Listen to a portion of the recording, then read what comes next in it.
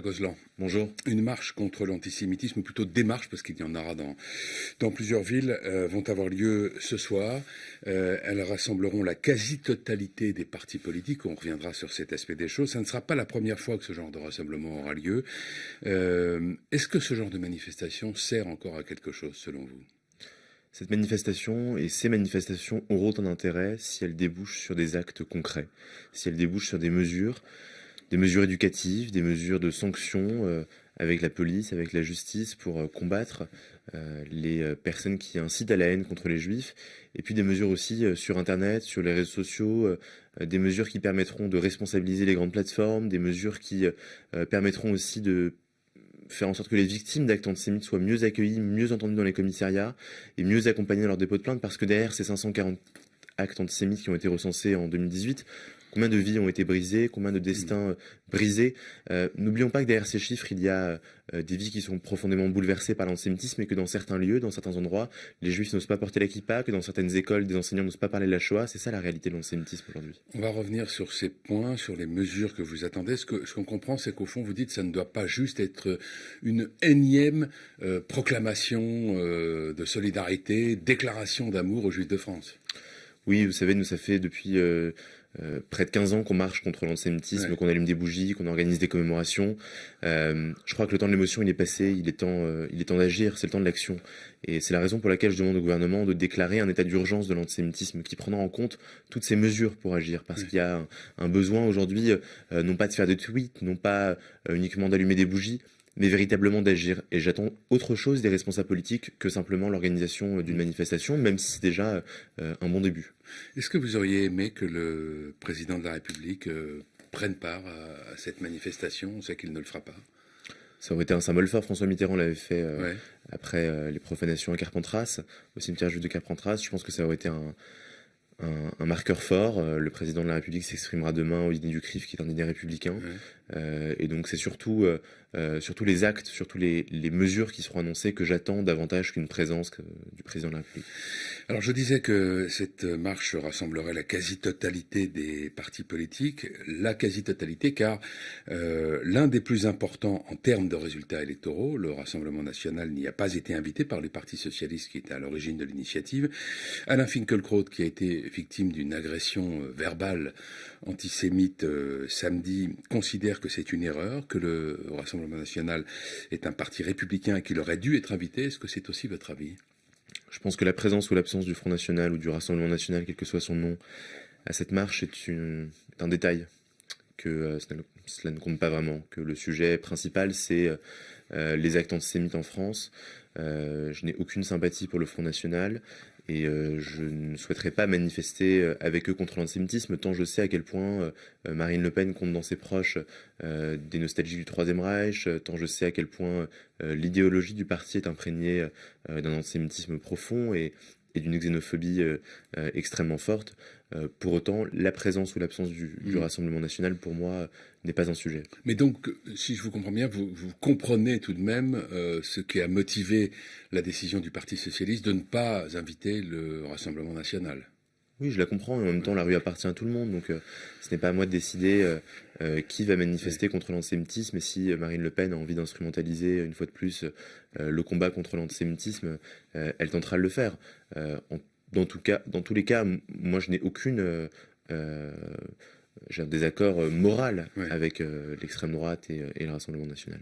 Alain Finkielkraut disait hier, je le cite, quelque chose me gêne dans la mobilisation de mardi. Il y a eu la croix gammée sur le portrait de Simone Veil, il y a eu le mot Juden sur une vitrine dans Paris. On se mobilise contre, si j'ose dire, le bon vieil antisémitisme, celui qu'on aime détester. Or, ce n'est pas celui qui était à l'œuvre, contre moi en tout cas.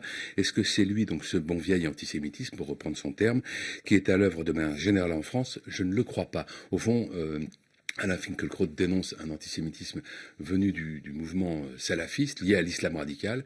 Est-ce que vous partagez cette vision des choses ? Évidemment, il y a une composante antisémite dans l'idéologie islamiste, dans l'idéologie djihadiste.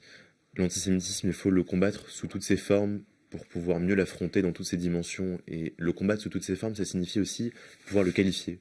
Et le qualifier lorsqu'il est d'extrême gauche, lorsqu'il est d'extrême droite, lorsqu'il est antisioniste, lorsqu'il est islamiste, lorsqu'il est dieudoniste ou soralien, nationaliste ou négationniste. Et donc c'est contre toutes ces formes d'antisémitisme que je marcherai ce soir et que nous marcherons pour rappeler que même s'il y a dans ce rassemblement des partis qui ont alimenté l'antisémitisme d'une façon ou d'une autre, eh bien nous sommes clairs et c'est l'antisémitisme dans sa globalité, dans toutes ses dimensions que nous voulons dénoncer. Pour mieux lutter contre l'antisémitisme, il faut sans doute en effet mieux l'identifier. Ce que semble dire Alain Finkielkraut, c'est que celui qui serait, selon lui, dominant aujourd'hui en France est celui venu ou inspiré par l'islam radical. Est-ce que vous pensez que c'est juste ? Évidemment, l'islamisme est à l'œuvre dans l'antisémitisme. Évidemment, quand on voit les assassinats antisémites qui ont eu lieu ces dernières années, l'islamisme joue un rôle particulier. Mais pas seulement. L'antisionisme est également présent quand l'assassin de l'hypercachère explique qu'il veut venger les enfants palestiniens en s'en prenant aux Juifs de France. Cet homme-là, qui serait certainement bien incapable de placer Israël ou la Palestine sur une carte du monde, a bien compris, lui, qu'il fallait s'en prendre aux Juifs de France pour venger les Palestiniens. En tout cas, c'est ce qu'il croit dans son esprit. Donc cet antisémitisme, il prend plusieurs formes. Et puis, quand il y a quelqu'un qui tague le mot Juden sur le Begelstein, je crois pas que ce soit un islamiste, je crois pas que ce soit non plus un antisioniste. Je pense que c'est plutôt quelqu'un qui est un nostalgique du Troisième Reich, qui est un nostalgique de ces années où, sur les magasins, on marquait le mot juif pour bien signifier que les Juifs n'avaient pas leur place dans leur pays. Alors, il y a ce que l'on voit, le mot Juden, par exemple, sur la vitrine d'une boutique, les croix gammées sur le portrait de Simone Veil, ou ce que l'on entend et que l'on peut voir aussi en vidéo, les insultes contre Alain Finkielkraut, et il y a tout ce que l'on ne voit pas. On parle aujourd'hui de la difficulté, voire de l'impossibilité pour nos compatriotes juifs de vivre dans certains quartiers, pas seulement de la région parisienne d'ailleurs, mais d'autres grandes villes de France. Quelle est la réalité de cette situation aujourd'hui ? La réalité, c'est ce que je vous disais. C'est ce que je vous disais au début, c'est-à-dire que derrière ces chiffres, il y a des destins qui sont brisés, des juifs qui ont peur de porter la kippa, et des lieux dans lesquels on ne peut pas enseigner la Shoah. Mais des gens qui doivent des fois partir presque du jour au lendemain, sous la pression, sous la menace, mais oui. fuir avec rien, quoi. Et c'est une faillite pour la République, c'est une faillite pour la France. Parce que quand on a des policiers qui accueillent une plainte d'une famille qui est victime d'antisémitisme et qu'elle leur dit partez, partez, ils savent où vous êtes maintenant, vous n'avez plus rien à faire, on ne peut pas vous protéger, c'est une faillite pour la France. Pour autant, la réalité dans certains quartiers, elle est aussi celle de personnes qui font un travail formidable pour combattre l'antisémitisme. Et nous sommes en relation avec des associations de quartier, je pense à des associations notamment à Aubervilliers qui font un travail formidable pour combattre cet antisémitisme. Mais c'est un travail de fourmi, c'est un travail de terrain, et c'est notamment la raison pour laquelle j'attends du gouvernement des actes et des mesures, parce qu'il faut soutenir ce travail de terrain. Si on Alors, combattre l'antisémitisme. Parmi les mesures, il y en a une qui est évoquée par des représentants de la majorité, qui consisterait à ce que l'antisionisme soit assimilé à de l'antisémitisme et pénalisé de la même manière. Est-ce que vous y êtes favorable ? C'est quand même curieux. L'antisionisme est le seul mot qui vient désigner la détestation d'un État. Est-ce qu'on connaît un mot qui qualifie la haine des États-Unis, la haine de l'Espagne, la haine de la Russie ? Alors, on peut critiquer la politique du gouvernement israélien, c'est tout à fait normal, de la même manière qu'on critique la politique française, et c'est ce que les Français font tous les jours à juste titre. Mais pour autant, il y a bien quelque chose de spécifique dans cette haine à l'égard d'Israël qui se répand et qui est qui sert souvent de paravent à l'antisémitisme et qui est quelque chose de beaucoup plus avouable. Et on voit bien quand Alain Finkielkraut est traité de salafiste, eh bien, c'est qu'il y a un problème avec l'antisionisme qui est une des formes de l'antisémitisme aujourd'hui. Merci Sacha Gosselin, bonne journée. Merci.